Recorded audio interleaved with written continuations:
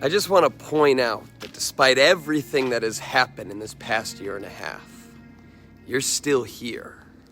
If you're like many other educators, you might not have always thought that would be the case.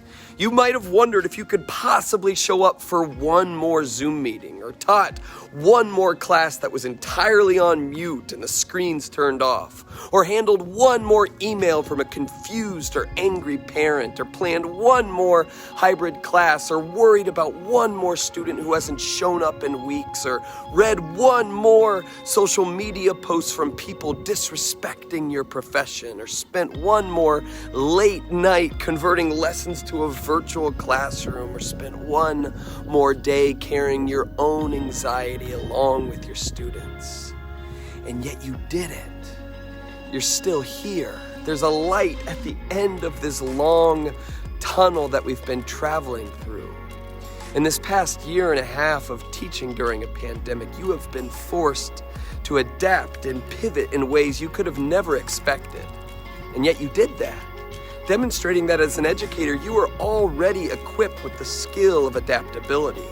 You might not have had to adapt to a pandemic before, but you've dealt with Wi-Fi outages in the past.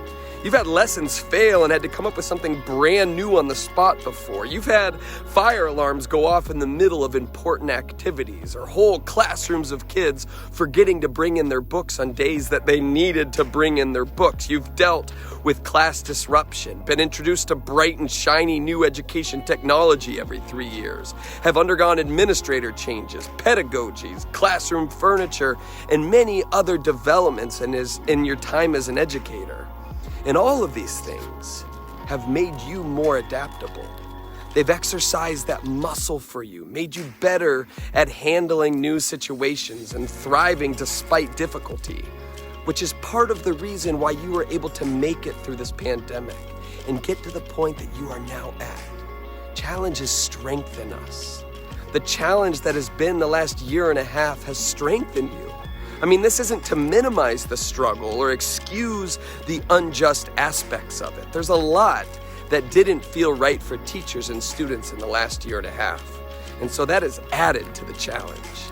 But instead, I'm just trying to point out what you've proven that you're capable of. And for you to rest in the fact that you are a highly skilled professional, adept, and more than you know. And because of what you've overcome in the past year, you are more skilled than ever. And I think if our education system and the leaders and all of the stakeholders that exist within it can trust that, can trust and support the skilled individuals who operate within it, some amazing things can happen in schools as we move forward. And this gives us reason for hope. So stakeholders, how can you trust and support teachers and other educators well?